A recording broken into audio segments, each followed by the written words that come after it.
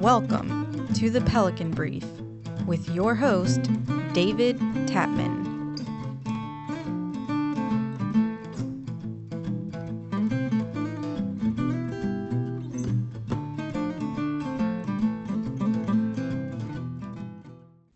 Welcome to the Pelican Brief. I am your host, David Tatman. Thank you so much for tuning in. As you know, in Season 3 of the Pelican Brief, if you've been listening, we have been focused in on the special session that Governor Jeff Landry has called. He's called the Louisiana Legislature into session beginning today, and they will meet until no later than November the 25th. The subject matter is going to be all things taxes, income taxes, services taxes, sales taxes, all kinds of taxes everywhere. So we thought it would be a great idea to bring in a tax expert. And so many of you know Jason DeCuir. Jason is a principal and an owner of Advantous Consulting. They do all sorts of work in the tax space. Jason is an expert. Having worked for the Department of Revenue, having worked for a number of big tax outfits over the years, he is considered to be a local expert. Their company, Advantous, does a lot of business incentive work. They do work on sales and use tax, on property tax. When things get complicated, he's the guy that you go to. His team is tremendous, and they're great, and always like spending time with Jason because in addition to being a tax expert in Louisiana, he's a friend. So welcome to the show, and we'll now have our conversation with Jason DeCuir. Well, Jason, welcome to the Pelican Brief. Thank you so much for being here. Well, thank you, David. Thank you for having me. And man, I'm just looking around and impressed with all this equipment that you have in here and the fact that you know how to operate it. How our industry has changed, right? From back in the pencil and paper and even the no cell phone days. No kidding. You know how they tell the men from the boys, huh? By the price of their toys. There you go. If you're willing to invest the money, you could get just about anything these some nice days. Toys. And as I mentioned to you earlier, AI has changed the game on the production absolutely. of these things, and so we're really excited. Well, you know, you and I go way back. We've worked together for a long time. I guess I first met you when you worked with the Department of Revenue. Is that right? Yeah, I think that's right. And I tell people, David, that I think I lost my mind twice in life. Once I ran for the state Senate. I do remember that. And then the other, I decided to go into state government. And at that time, you still had this whole kind of mantra, I can go in and help change the world. And at that time, the Governor General, wanted to do tax reform and was making it a major plank in some of the things he wanted to accomplish, and had an opportunity to go in the Department of Revenue and really work on that, which is honestly, when I look back on it, no, we didn't pass tax reform. I do believe we got the conversation going, and we may hit on some of that today, but some of the features that you're seeing in this package have a lot of similarity to what he was wanting to do in terms of it broadening the sales tax base, maybe just a bit ahead of our time. Yeah, it's funny you say that. I was with a group of government relations professionals in New York, and one of the elderly members said there are no new ideas. They just keep coming back over and over and over again. But you're right. Yeah. There are many elements of this that we've seen, from the services taxes to so many other things, which we'll get into. But by the way, you did a great job at Revenue, because when you were in Revenue, then there was some cleanup going on. Yeah. And you guys and gals went in and fixed some things. And we work closely with the Department of Revenue with both alcohol and tobacco. And you guys fixed it up to where it's probably one of the more modern departments in the country. Well, it needed it. I mean, it needed to kind of catch up to the times where we are. And, each of these agencies, they're supposed to deliver services to the people of our state. And when that service drops to some degree, you got to go in and you got to fix it. And with a department as important as being on the front lines of collecting taxes, it's really important to make sure that we're getting the information out to folks so that they know how to remit the appropriate amount of taxes to the state, and no more, no less. And that seems easy, but it can be it can be a yeoman's task to get that to happen. And part of it is just getting the phones answered, right? You know, so many people with questions and setting up processes and procedures to do that. But, you know, in the 3 years I was there, I worked with three different heads. It started off with Cynthia Bridges. A lot of people forget the Jane Smith interim. Oh, I forgot about that. Yeah. I did, yeah. and then Barfield came on as the tax reform plan was really heating up. But learned a lot and got to interact with a lot of great people like yourself, David, and learn a lot from a lot of the advocates too. Yeah, well, it's good having you on this side of the rail because we get to ask you questions and you don't have to toe the company line. You can tell the truth. So I hear there's a special session. I've heard the about same to thing. Happen, huh? And we're gonna. It seems like a lot. It's certainly a very aggressive plan.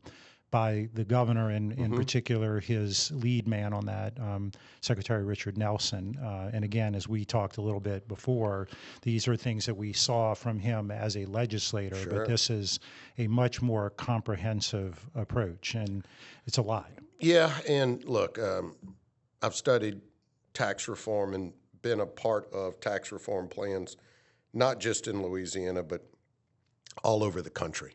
And I agree with you that this is a very ambitious package. I'm not saying that in a negative way. Right. I'm just saying that there is no person, individual, stakeholder, business group, that nonprofit that is not impacted in some way by the changes that are being made. Nobody's left out of this. And you know, a lot of people ask, well, why such an ambitious plan right now?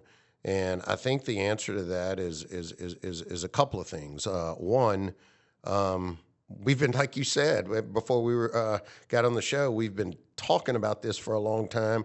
I can't tell you how many study groups I've sat on or been a part of.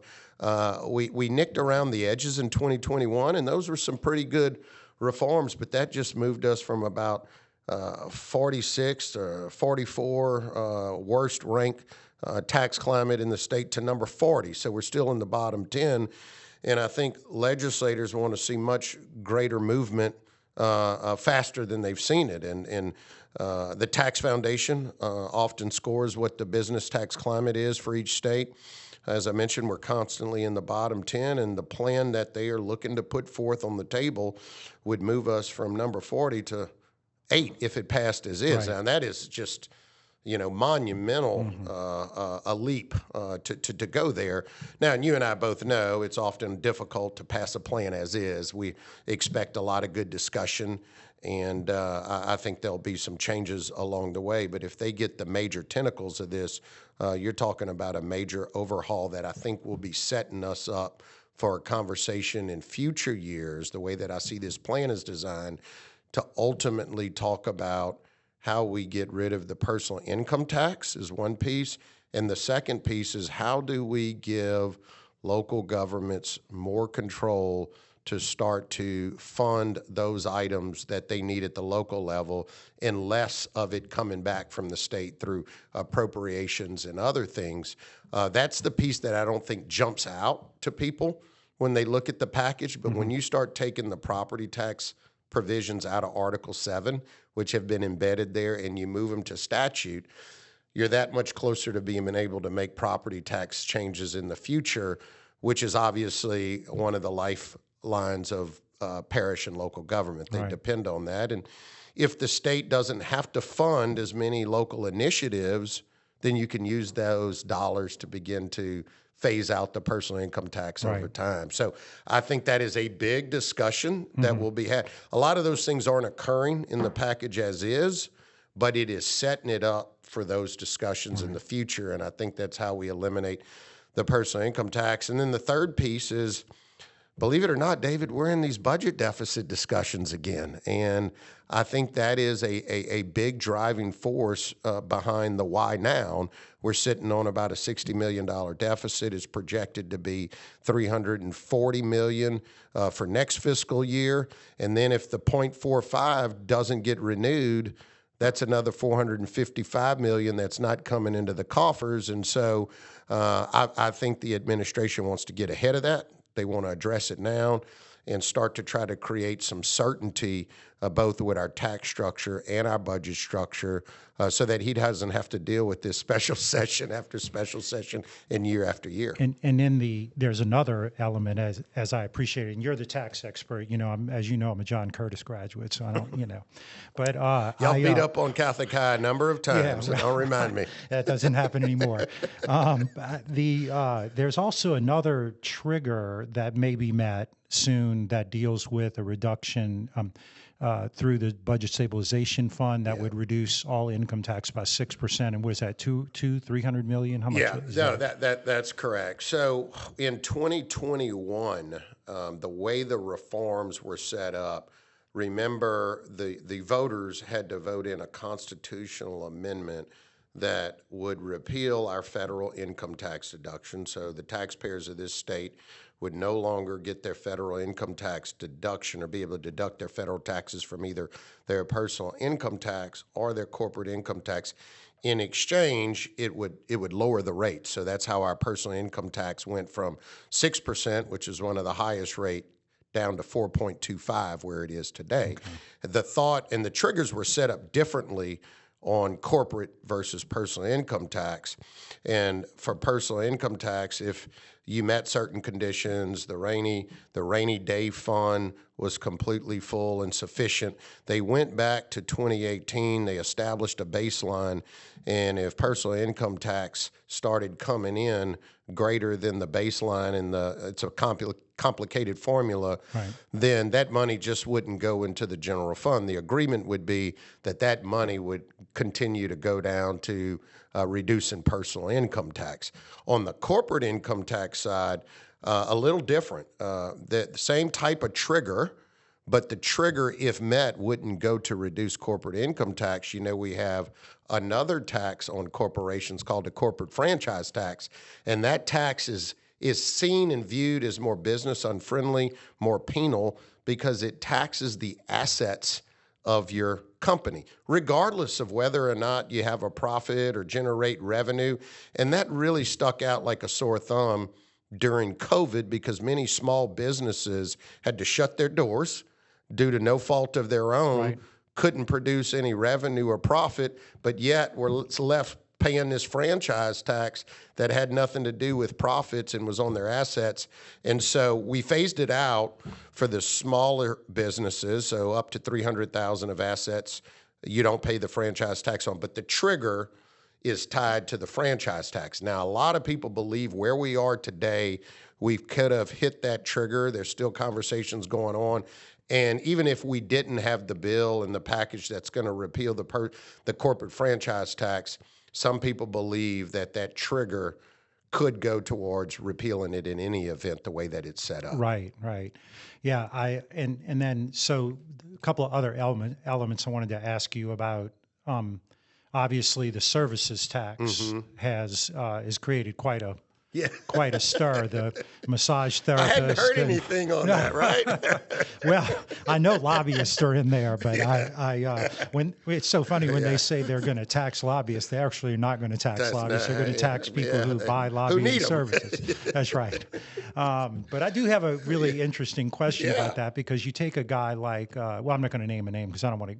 So you take somebody who's the executive director of a major trade association in the state of Louisiana. And, they may be running a group self-insurance plan. They may be putting on conferences, conventions. They could have 100 people on staff. And, oh, by the way, they registered to lobby. How do you tax them? Yeah, I mean, I think those are some of the questions, David, not just with lobbyists, but a lot of the services that we're seeing. Right. Right now, we only tax 8 services in Louisiana. They're now going to add 40 new services to the taxable base. They will all have definitions or need definitions.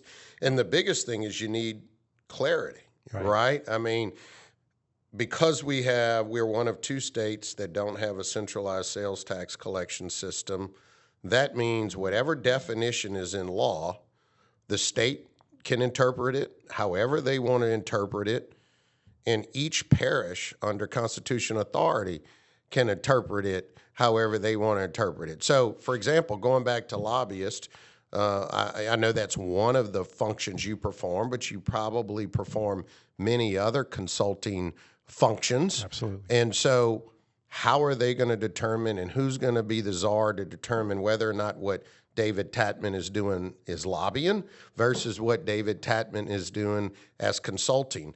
And how are those determinations going to be made? The other problem when you're talking about services, suppose that I engage David Tatman for lobbying services in East Baton Rouge. Boom, that's where we sign the contract. But then you perform those services in 3 or 4 different parishes for me. Right. Who gets the sales tax revenue now at the local level? Is it East Baton Rouge, or do some of these other parishes get a piece? Because you may be representing me in multiple parishes. Right. And so those are just many of the things that have to be figured out, and what the rules of the game will be going forward. And where are we going to look to determine, what is the actual activity of lobbying? Are we going to look at why you have to register? Or are we going to look at the actual contract and what is being performed? Right, and not to stay on lobbying, but it's what I know. I mean, I know haircuts and lawn care, and my wife said I might have to start cutting the grass again. It might be too expensive. It's a joke. I definitely don't want to be cutting my own hair. You just got to charge your sales tax when you do it. But if you think about it and you look at, and I know you're very familiar with this too, what is the definition of lobbying? Because it falls under the ethics laws, and it has a very clear definition, right? And there are only bills about 6 months out of the year, because there are no bills until they're provisionally introduced, right? So that could be, depending on the year, like in an odd-numbered year, as late as February, but as early as March and as early as February. And then once the session sine die, there are no more bills, right? They're all gone. I guess you might be able to make the case that if you're lobbying the executive branch for a veto or what have you, that would continue. But for more than 6 months out of the year, there are no bills. And so that's going to be another interesting part of it. I would tell you that, and I say this because my clients listen to this, a lot of them do. I feel like about 30% of what I do is lobbying, 30% is consulting, and 30% is mental health services to calm everybody down and help them help them understand the that part of your business is probably increasing right now. Well, I'm kind of thinking that I might need to get licensed for that, but I may be violating some practice act. But no, that's a great point, and that's exactly the issue. Are you going to look to whether or not you are considered a lobbyist under the state's ethics laws? And then you're going to say, well, everything you do is lobbying? I don't think that's the right answer. I think you have to register to lobby because that is a function that you perform. But I really think it's going to be inherent that whether it's the Department of Revenue or local sales tax collectors, you got to go to the contract. And you have to see what it is that you're performing for that particular client under that particular contract, because what you're trying to do is tax the service, not the fact that you are a lobbyist and everything you do because you are a lobbyist is lobbying. I do have I know you're in the middle of it, and they always ask for your advice, but I do have a plan to create big surpluses for the state of Louisiana. So if the services tax looks like it's going to pass, just throw the lawyers in. Oh, yeah. And I mean, come on. Well, I'm sure that will go over well since there are no attorneys in the legislature. That's So that one is always easier to get through. But, talking about the services, that's the only profession right now that is in, and the way that you interpret sales tax law is that if you're not specifically named as a service, then the others are excluded. Yes.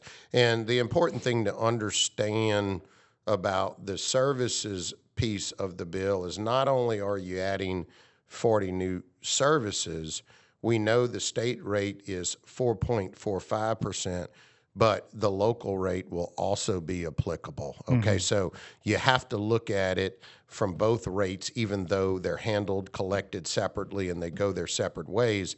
And as you know, Louisiana, one of the problems is our state rate is low, parish rate is kind of high. When you combine the two, we now have one of the highest sales tax rates in the country, and that is holding us back. We average about 10%. In the state when you combine the two. The only state that we compete with other than is really Tennessee for the highest sales tax rate in the country. The other issue is that in this package right now, they're not proposing to centralize our sales tax base, and that's how you get into a lot of these. Everybody can interpret it however they want. The hope is that we will eventually have, like most states, one collector, one interpreter, one group that comes out and audits you. And for the business, you're interfacing just with one entity as opposed to having to deal with as many as 55, 56 entities in Louisiana. That's the real burden to doing business here. And that's why a lot of companies who have assets, resources, activity here have to hire more by way of administrative help in Louisiana than they do other states, because our system is so rigorous to collect and remit sales tax. Yeah, we have a family friend, a couple that my wife and I are really good friends with. They own a wholesale operation that does hair care products for salons and things like that. They have a full-time person just for that. Yeah. Because it's just so many little intricacies, and you still have to file. You have to file zero. You can't. That's right. And so if one container of shampoo was sold in Tensaw Parish, all of a sudden, you've got to file it anyway. But then you've got to go in and do that, and it becomes complicated. And I know the locals push back on the centralized sales tax collection, but it really is one of the just kind of talking through it. It's not part of this session, but it is one of the ways that you can actually go in and really improve enforcement when it comes to things like mail orders and internet type things. Is that correct? Yeah, and I know you were kind of casually joking about it in terms of adding more money to the sales tax base by taxing attorneys, but if we really wanted to collect all the money that's due to us today, we would centralize our sales tax system. When the Supreme Court decided what we all know as the Wayfair case, and it made it legal to now collect sales tax from businesses who don't have a physical presence in Louisiana. The Supreme Court came up with the nexus test, economic nexus test, and it now allows you to collect from retailers outside or businesses outside of your state, but only if you have a simplified collection system. And there are a lot of businesses that are popping up that sell into Louisiana remotely, that do not have a physical presence. They are collecting and remitting to other states. They're not remitting to Louisiana because they claim that our system is unconstitutional according to that Wayfair case. And their theory is, come get me. Yeah. Come audit me. I'm not going to do this because we're reading this constitutional case one way, and we don't feel like you have any jurisdiction over us because you have 5 different collectors in your state. We have the Uniform Local Sales Tax Board. We have the Department of Revenue. We also have each parish can collect their own sales tax, and we have the Remote Sales Commission. So it's like, how do you know which one to utilize at which time? And so that's why we're not getting the money that's due to us. If we just did that one thing, more money comes into the state without us having to increase taxes, change any laws, and we're getting our fair share. And as I appreciate it too, different parishes have different tax collection. I was going to say schemes. I should say, design. Right? You got sheriffs in some areas. Sometimes the school board is the tax. Yeah. collector, So right? in parishes, there was a law that was passed around the 90s. And it basically said, so at one time, we had about 400 different sales tax collectors. Whoa. And then in the 90s, they said every parish has to name one entity within the parish to be that single collector for the parish. The majority of the parishes named the school board. So the school board, the sheriffs are the collector in about 7 or 8 parishes. And then the council or the mayor's office is the collector in a handful. That's the way it is here in East Baton Rouge Parish, that the mayor's office handles that function. Yeah. That's well, that'll be. You don't expect anything relative to centralized. It's not, you don't expect that. I do not. I suspect there'll be a lot of conversation about it. Are we going to get there if we're adding more things to the base and making it more complicated in some degree for taxpayers to collect and remit? How do we simplify that process? And a point that you were making earlier, and this is my old Department of Revenue hat here working. What you try to achieve at the Department of Revenue is a high percentage of what we call voluntary compliance. And what that means is that is the most efficient, best dollars to collect, because I don't have to stick an auditor on you. I don't have to stick somebody to send you one of these ugly love letters from the department. The more simple your system is, the easier it is for taxpayers to just voluntarily remit the right amount without having to come after them. And that's where we need to improve, is our voluntary remittance percentages. Yeah, I, as you know, represent the Louisiana Association of Wholesalers, Yes. and we claim being one of the most effective tax collectors. We can't afford to not pay our taxes because there's so much volume running through our business that one little mistake could cost us a whole bunch of money. So we're happy to go buy those $1 million rolls of stamps. And you got some unique stuff with excise taxes. So. Yeah, no doubt about it. So, are you looking to make an impact at the Louisiana State Capitol? The Tatman Group is here to help. Since 1997, our full-service government relations team has been dedicated to making your voice heard where it matters most. With over 40 years of combined expertise in government relations, message development, and policy strategy, our experienced professionals know how to get results. At the Tatman Group, we're not just about contracts. We're about building relationships that last. We're client-focused, solution-driven, and ready to champion your cause. Reach out today and let's start making a difference together. Call us today at 225-767-7640 or visit our website at www.tatmangroup.com. back to the services taxes. Tell me, what's your estimate, or what is the estimate on how much that generates? Yeah, so right now, what they're talking about, the bills as is at the state level, just the services bill. Now, and you got three sales tax bills. You got one that eliminates a number of exemptions in our code. Then you have a second one that creates a definition for digital goods, and then will now they're trying to tax in consumer things that were once tangible and now in their digital format, i.e., you used to collect sales tax from a CD when you walked into the CD store and bought it for your Blockbuster. Blockbuster on a movie. We don't do it that way anymore. That's one of the ways our code is antiquated. So now we're going to call those things digital goods in the code, and they'll be subject to sales tax. So that's the second bill. And then, as you mentioned, the third bill is adding the 40 new services. It's the rough estimate is that at the state level only, not including locals, what they get, but you're talking about $700 million, somewhere in that range. So that's really where a lot of the money is coming from to pay for other pieces of the package. So how big is the digital piece? The digital piece is estimated to be about 150 million. Yeah, so that might be the largest single chunk. Well, the services is going to be the largest single. That's 600-700 million. The digital goods, just another 150. Okay. So you're now getting close to $1 billion in revenue just between those two. So you mentioned the first one you mentioned was cleaning up some of the exemptions. Is that the pennies? Well, no, that's just going through and saying, hey, we have so many exemptions in the sales tax code.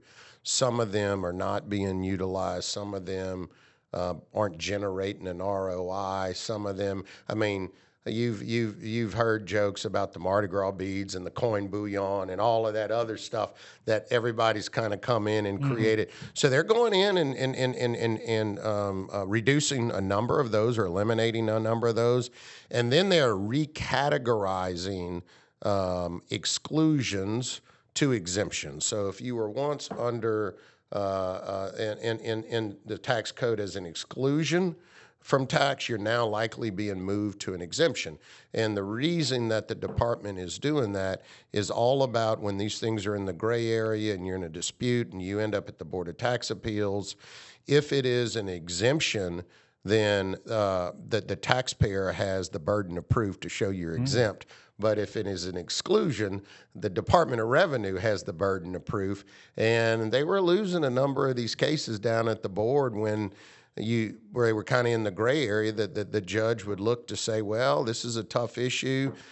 Since it's an exclusion, we're going to rule in favor of the taxpayer because the department had the burden of proof. Now all that's being moved to an exemption. So you better be certain if you're eligible or qualified for some of these things, because if you do end up in a dispute, you're going to have the burden of proof in order to prove that that exemption applies to you. If not, then you'll end up not prevailing in court. Well, I just will tell you that as far as the tax on, back to the government relations professionals, I don't really care about the tax. I just don't want to be a tax remitter. Yeah. That's the hardest part. Well, and that's because of what we're talking about. And I think that is a great point, David.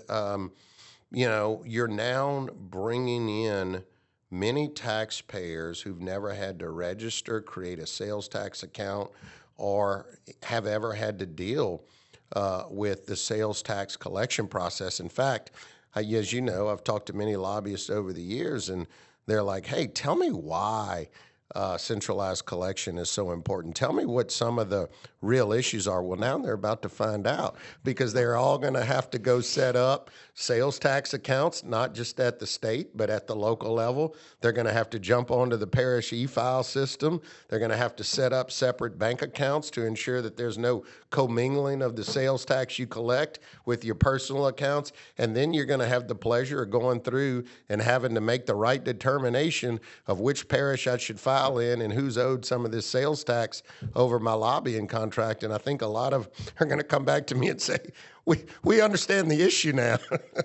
Well, it seems like you're going to get a lot of work helping all those lobbyists set that up. Huh? Yeah. It's going to be an interesting conversation, and obviously one that we've already heard. And no one likes change, but if you're going to change the state of Louisiana, I am of the belief that right now, and you may be able to answer this, that I got to think the vast majority of people in Louisiana are probably paying 3% or less now, right? If you're middle low income, which you mean with regard to personal income tax? Yeah, personal income tax. Yes, no, that's right. I mean, 3% is our middle bracket rate. Okay, so captures the middle class, and then everybody. Yeah, and then that. but look, it gets to it kicks in at the top rate at $25,000. So it's not, you're not talking about a lot. So that's why they're taking the standard deduction and giving you 12.5, because that was the first bracket, okay, and it was a 1.85% rate. So if you didn't give a deduction or a standard deduction up to 12.5, those that make less than 12.5 would argue, I'm getting a tax increase because we only have one rate. It's 3%, and I was paying at 1.85. Mm-hmm. So with that 12.5 or 12,500 standard deduction, nobody will pay tax up to 12,500, and then everybody will pay at the 3%. Right. So there are a lot of other elements in the package. I saw where Lieutenant Governor Billy Nungesser came out. Have you seen that? I have not seen yet? You breaking news to me here. Breaking news. I'm going to put a little sound effect with that little typewriter thing. Breaking news right here on the Pelican Brief. I guess I've had my head buried too much. It came out today, and he did he say who won the president's race? Yeah, he did, but he won't be right. No, just kidding. No. I've already predicted that. I predict that Trump will carry Louisiana. Yeah. That's the only prediction I got. That's a safe prediction. Do you care to opine on the mayor's race? You probably don't want to go there. I have an opinion, but I think that I think that I'm going to leave that alone. Well, you got close to not leaving it alone. I did. I actually, I was almost. They asked me if I was running for mayor. I said, no, I'm running from the mayor's office. Right. But no, I obviously have a couple of friends in that race, and so look, I've served for 12 years in public service. It's brutal. Yeah. No one calls you and tells you what a great job you did. They always call you and tell you what you didn't do well. But no, Billy Nungesser's deal. It has to do with one of the tax changes that has to deal with, and again, I won't be articulate on this, but it's like a 0.03% that goes into a fund. Yeah. And now he is saying that he doesn't want that because he will now have to go to the legislature and beg against. I don't know if he used the word beg, so I don't see Billy as a beggar. But I didn't want to disparage him on that. But have to go and compete against education and other things like that. And he just feels like that the work that he does in tourism, and really he actually talked about film, it being connected, that's a big tourism driver and so on and so forth. But as a solution, he may file his own bill on is it a swale tax? Yeah. You would tell us about that? So in terms of, and there's two things I think the lieutenant governor would be vocal about. One, that their office is where I thought you may have been going, handles historic rehab and structures. He brought that up. Yeah, and the historic rehab and tax credit program is sunsetting. So their office is the one who certifies the historic sites and tries to put historic properties back into commerce. Which is, by the way, a great program. Good program. Yeah. The other one, what you're mentioning, is a lot of people don't realize this, and you're right. And honestly, I hadn't been looking at this piece of the package, but the governor is as interested in budget reform as he is tax reform. And we hadn't talked a lot about constitutional Article 7 and the rewrite, but they're moving a lot of dedications out of Constitution and into statute. And when you do that, as you know now, when they're constitutionally protected, they're really protected. Right. When you move them to statute, well, depends on each year what the legislature... And you don't have to go to the electorate. You don't have to go to a vote of the people. Right. And we're setting up our property tax structure, as I mentioned, like that, but we're also setting up our budget structure. And I get it. We've been talking years and years, and many legislators have always said, I know people and citizens complain about our budget situation, but our hands are tied in many ways because we don't get to administer a lot of the revenue that's collected because it's all dedicated away, and it doesn't give us a lot of wiggle room to manage budget problems. And I completely understand that. But going to what the lieutenant governor was talking about, our 4 cents and now our 4.45 is really made up of 4 provisions. We have a 2% tax we collect, a 1% and a 1%. And then when Governor John Bell came in, we created that fifth and that clean penny, and that created where the 0.45 is today.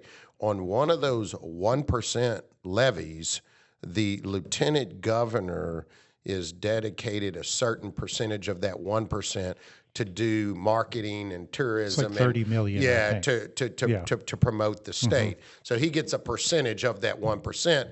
And I hadn't thought about it. When you start loosening up some of these dedications, apparently that's one of the dedications that they're eyeballing or looking at. And if that were to be eliminated, I'm assuming what the lieutenant governor, I didn't hear it, but I'm assuming what the lieutenant governor is saying is now I've got to go jump in the fray in the pot with everybody else and fight for an appropriation each year on how much money I have to market, promote the state for tourism and that nature, and definitely get that concern. And to your point, there's a lot of people in that bucket with what they are doing, and change is never easy.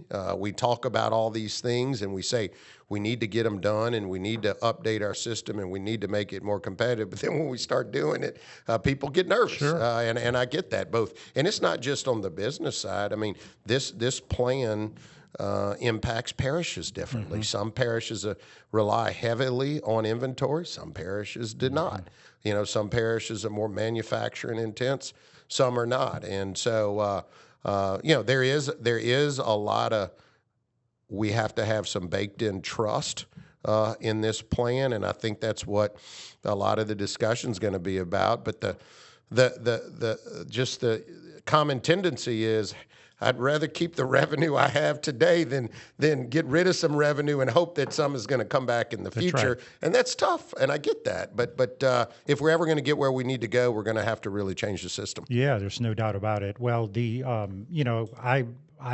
the historic tax credit thing to me is not something I work in. So, all full disclosure, I'm not lobbying in case somebody wants to come tax me on it. But it's a great program because it's not only like a beautiful or historic structure in New Orleans or Baton Rouge or Alexandria, but in, Tallulah or in Bunkie, these downtown areas that they can sort of, rehabilitate and sort of bring back to their grandeur. And so it really does have an impact across the state. And Absolutely. I think it's a very popular. No, I mean, it doesn't matter what jurisdiction you're in, what parish you're in, there's going to be some historic properties all over. Right. And that is a program that has been utilized to ensure that we're putting those structures back into commerce and also keeping a piece of history alive.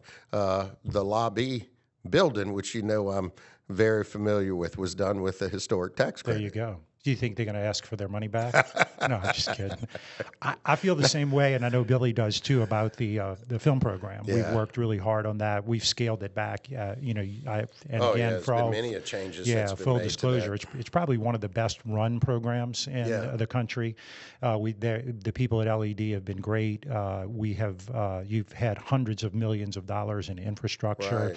You now have 50 Cent up in I saw that. G-Unit Studios.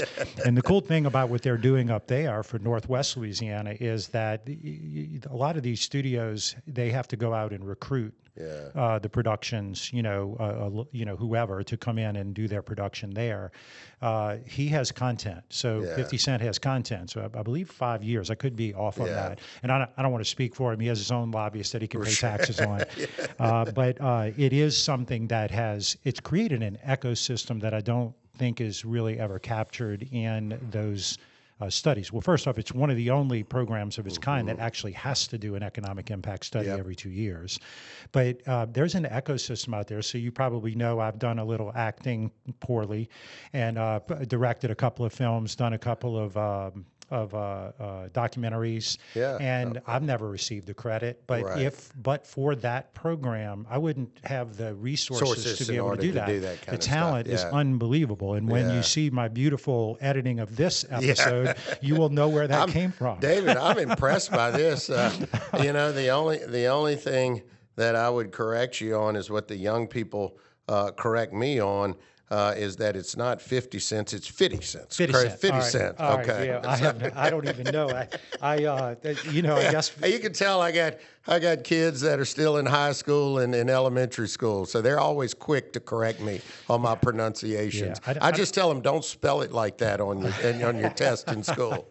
I love it. So one thing we didn't dig into, and you mentioned it briefly, was the constitutional changes. Yeah. So you want to touch on those just a little so bit? This is a little specifics about what would change. This is a big deal, and this kind of, I think, sets up the stage for what Louisiana could look like in the future. We know that there was an attempt to have a constitutional convention in the previous session. They didn't get there, but a lot of that was spearheaded by wanting to do tax reform. And the issue with having multiple amendments on the ballot that are all tied to a holistic package is what we saw in 2021, right? We had 2 tax provisions on the ballot, but the people only returned 1 back favorably, which is why we don't have a centralized collection system today. So the thought was, okay, we're not going to have this grandiose constitutional convention, but instead of piecemealing amendments, let's just rewrite Article 7. That's where all the tax provisions are housed.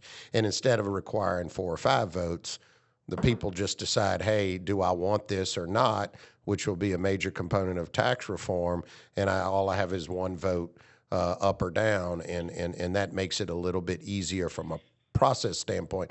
Just breaking it down a little bit, the big element is property tax. That's where, in the easiest example, is the way that your home is taxed from a property tax standpoint.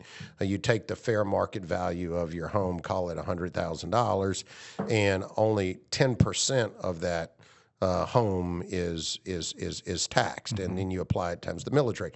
All of that stuff is in the Constitution. Okay, the fact that how we handle inventory tax. That's all embedded in the Constitution. What they're trying to do is take a lot of the property tax provisions and move it over to the statute. Okay, they're not necessarily changing those percentages. The only one that they're looking to modify by statute is the inventory, and they want to give parishes the option to exempt inventory from a tax perspective in their parish. You can't even give that option if it's embedded in the Constitution. Right. It's a mandate. So you're moving all of that over. Everything, ironically, over but the homestead.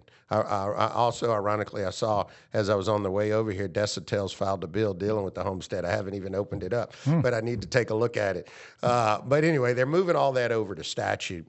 And what they are hoping to do in the future is to be able to have a conversation with the people of this state and saying, hey, look, local governments, now that this is in statute, you now have the power to control your property tax revenue, whereas it required a vote of the people in the Constitution.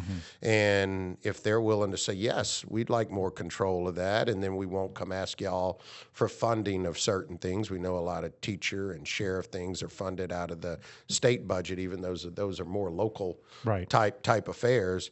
In exchange, if they can create that deal over time, then the state can use those savings to eliminate the personal income tax. What does that look like? Well, that makes us look a little bit more like we're moving towards Texas, right? Texas is more dependent on property tax at the local level. In exchange, as you know, they have no personal income tax. Richard, the secretary, made no mistake about it that when he was running for governor, that he felt like Texas was a good model.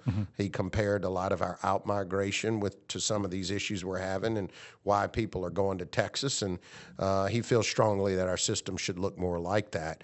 So although, again, I want to stress that's not happening immediately, they're setting up our tax structure through Article 7.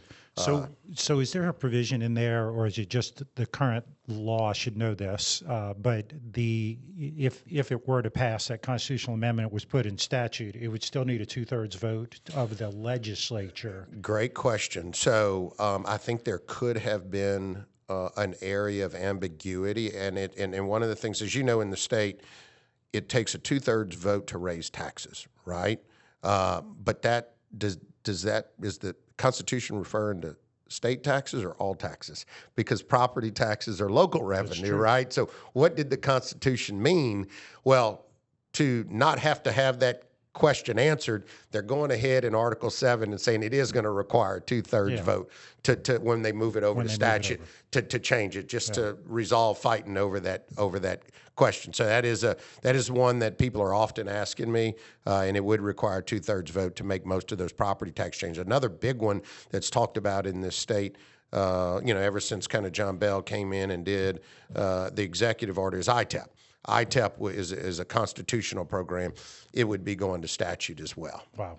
Yeah, that's where the state makes recommendations about the locals providing a tax break on a project or... Correct. And local governments, as they've often stated, they felt that was a little unfair because they couldn't do anything about it because it's embedded in the Constitution.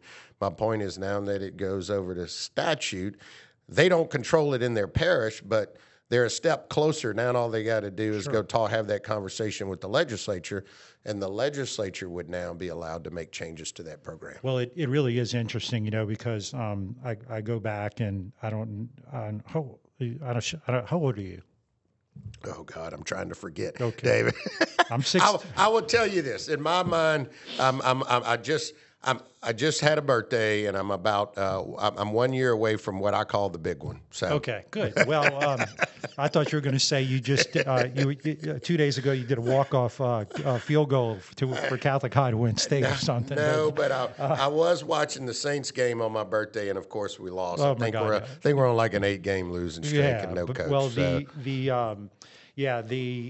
I remember fiscal reform. I don't know if you go back, but that was what 1990, I think, and it was one of those things that if it would have been interesting had Buddy Romer not been so hard-nosed and phased it out. That was going to work. If they would have phased it out, it would work. But in the end, it didn't, and that really changed things. I mean, people.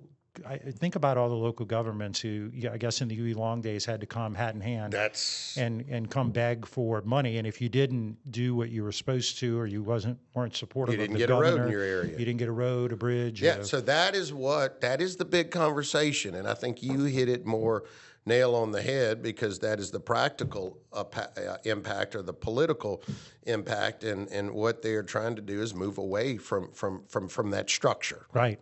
Right. Yeah. Well, it's going to be interesting. I'm not prognosticating anything, because we have to get through the election today, and then we'll see if I was right or wrong. Yeah. But I always appreciate your time, because you and I have been friends a long time, and you've done a lot of professional work. So tell us a little bit about your company and your law firm and what you guys do. Yeah, so Advantous, I'm there with my partner Jimmy Leonard. I bought half of the company right at 4 years ago. Prior to that, I was working all over the country in this space, and the thought is that I could do this job a little closer to home and closer to my kids, and kind of take a company that's been around since 2006 with a great nucleus, and begin to grow it, not just in Louisiana, but we now have an office in Houston, and we're considering continuing to add to the Advantous platform, and we're doing work all over the country and regionally, and so I'm kind of in my happy place. That's awesome. With this, and then on the law firm side, we kind of look at that as captive to the business, because as you know, you try to go in and work these things out and try to get a compromise or an agreement, but unfortunately it doesn't always work that way, and you find yourself in the Board of Tax Appeals or one of the other courts, and instead of handing our clients off to somebody else and they got to get caught up to speed and all of that kind of stuff, we can simply handle it right there in house, even if it turns into a legal dispute. But I live, eat, and breathe tax policy. Even more so now, and since I gave up my football commentating gig. I didn't know that. You were so good at that. This past year, with my son being a sophomore in high school, I just didn't have as much time for it, but I miss it. And I used to say on Friday nights, that's the only time I really wasn't talking tax policy. I was calling football games, and had the opportunity to do a number of your son's football games, and that was exciting to see. He was a really good athlete. Yeah, he's fun. He's now working in Newport News, Virginia, building the John F. Kennedy aircraft carrier. Oh, wow. That's impressive. He works in the nuclear propulsion division. Very proud of him. Very proud of all my children. I have a lawyer who I have as a child, so if we do tax them and it's my fault, I'll get that. And but I do also have a daughter who's a CPA. So I did I did well. I married well, and the kids are smart like their mother. But I will also tell you, just back to your business, we, as you know, but our audience doesn't know, whenever I or my clients have tax issues, and when I say tax issues, it could be understanding a particular application of a tax, helping us work through an audit or a misunderstanding or whatever. Not, our clients, we always send them to you. Well, you are always gracious to call them and say, I can help you, I can't help you. But you always seem to be able to help them and do a good job, and we appreciate it. No, and I appreciate, look, David, I appreciate our friendship and the trust that you've had in me to be able to handle some of those issues for your clients. I know my lane, and I don't get out of it, and when it gets into that other lane, that's when I'm telling them to call David Tatman, driving because you're in a lane that I can't help you anymore. Well, what happens when you get to be older like me, you have your own lane, but you have no filter. Yeah, that's right. So get used to that, buddy. Touche. I'm not certain I ain't there already. You just don't care anymore, right? What are they going to do to you? So anyway, I appreciate you being here. He is Jason DeCuir. I am David Tatman. Jason, thanks for being here. Thank you, David. As always, I appreciate you having me. And we look forward to having you back on the show again. All right, let's do it. Thanks Thank you, my friend. Appreciate you. All right. Take care. We are the Pelican Brief. Thank you. Wow, that was a great insight into all of the things that we will be talking about for the next couple of weeks during this special session. I want to thank again Jason for being a part of our show. I'm going to get him back as things move through, but he really is an expert. He and the folks over at Advantous are just amazing. And I will tell you, as a personal endorsement, we use them whenever our clients or we have any issues or questions with taxes. And he's always great about talking to our clients and talking to us and letting us know whether or not we need him. And so if you need Jason, give him a call. He's easy to find. He's always at the Capitol. That is our show for today. We're going to be watching things closely. Our schedule's probably going to change up a little bit because as things happen, I'm going to try to get shows out. It takes a little bit of time and a little bit of effort, but we're going to continue to do that. So please do us a favor and share our podcast with others. It's really important. If you would like it on our platforms, go to Facebook and share, go to Instagram and share, and Twitter. Our handle at all of those social media platforms is at Pelican Brief 225. You can also watch us on YouTube. That is their handle there is at the Pelican Brief 225. And then you can also go to our website, which is pelicanbriefpodcast.com. You can email me at david@pelicanbriefpodcast.com. Some people have weighed in on our show. If you would like to be a guest, please let us know. We are always happy to talk to people and have a intimate conversation about things that matter in our state. And so thanks again for tuning in. Until next time, we are the Pelican Brief.